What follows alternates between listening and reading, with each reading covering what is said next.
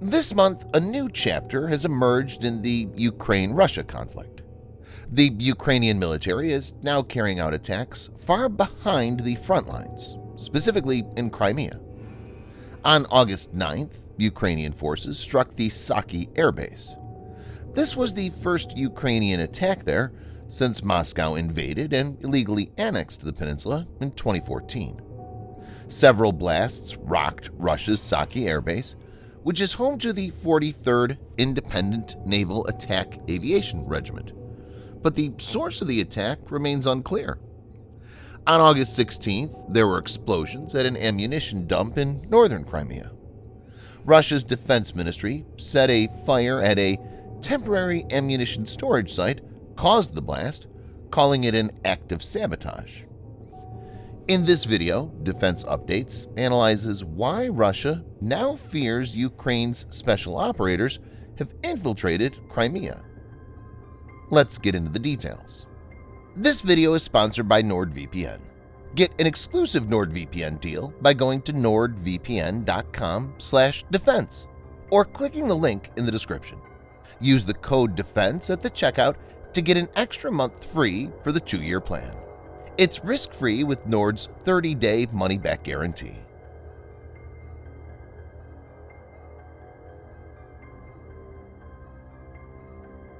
The Russian Defense Ministry on Tuesday stated sabotage was behind an explosion at the military depot in the Saky region of Crimea.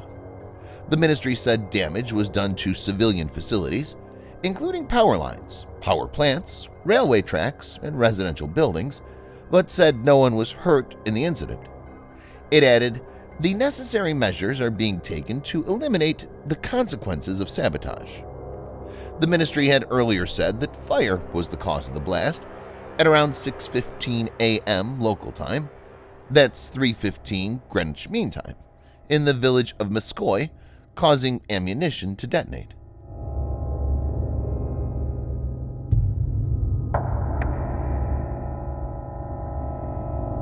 The explosions at Saki Air Base on August 9th destroyed several aircraft. Ukraine has said 9, including Su-30 SM fighter jets and Su-24M fighter bombers, in addition to ammunition, fuel supplies, and aircraft storage facilities. To know more about that in detail, check the video on the above card. Apart from these, an explosion occurred in Sevastopol on the territory of the headquarters of the Black Sea Fleet.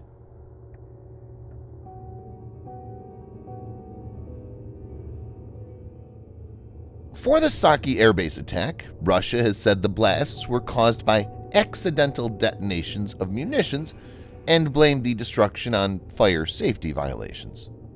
But with the admission of sabotage in the Saky region of Crimea, Russia seems to have come to terms with the reality. A series of these events can no longer be explained by banal carelessness and non-compliance with fire safety measures. According to a Russian military analyst, editor of the Arsenal of the Fatherland magazine, Alexei Leonkov, the handwriting of the work of saboteurs clearly resembles the actions of British Special Forces, their school. Another Russian military expert, Vladimir Gundarov, believes that we can even talk about more than one sabotage group.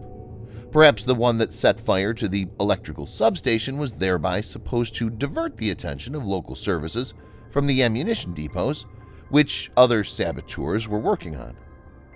In both cases, Ukrainian officials have said or suggested that their forces were involved, although they didn't take responsibility officially. Head of Presidential Office Andrei Yermak said, "Operation Demilitarization by Ukraine's armed forces will continue until full deoccupation. Our soldiers are the best sponsors of a good mood. Crimea is Ukraine." Following those explosions, a former senior Ukrainian official told The Guardian that Ukraine had intelligence assets operating in Crimea. A current Ukrainian official told the New York Times that an elite military unit behind enemy lines was responsible for the blasts in northern Crimea. One Ukrainian official told the Washington Post that the attack was a result of a special operations raid. Whether that claim was made to hide the actual case of the attack is still uncertain. U.S. officials have not determined what caused the blasts, but have said they weren't caused by a U.S.-supplied weapon.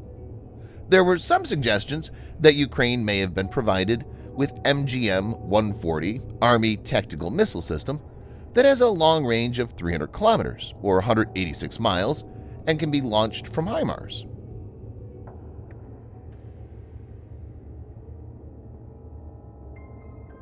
Special operations raids could be plausible given the fact that Ukrainian commandos have received training from special operators from the U.S. and other NATO militaries. Since 2014, the U.S. Special Operations Community, primarily Green Berets from the Army's 10th Special Forces Group, has led a multinational effort to train Ukrainians, which has a key role in moving them away from their Soviet-era mindset and tactics and into the 21st century. As per reports, U.S. special operators placed particular emphasis on operational and contingency planning and on updating the tactics, techniques, and protocols of Ukrainian commandos. Technically, the Ukrainian force has seen a lot of transformation. It's also important to note that the ranks of Ukrainian special operators also doubled during the period starting in 2014.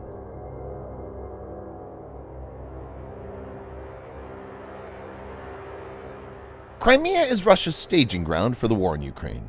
It's like a passage from where weapons, troops, and other war materials are being infused. So for Ukraine, it's not only about getting the territory back, but also about disrupting the supply chain which is feeding the Russian war effort. It's also about inflicting psychological damage. The so-called Prime Minister of Russia-occupied Crimea stated that about 2,000 people were evacuated from Crimea villages after explosions this morning. Russian officials began evacuating people from the 5-kilometer or 3.1 miles zone near the ammunition warehouse near Zhankoy after it was hit.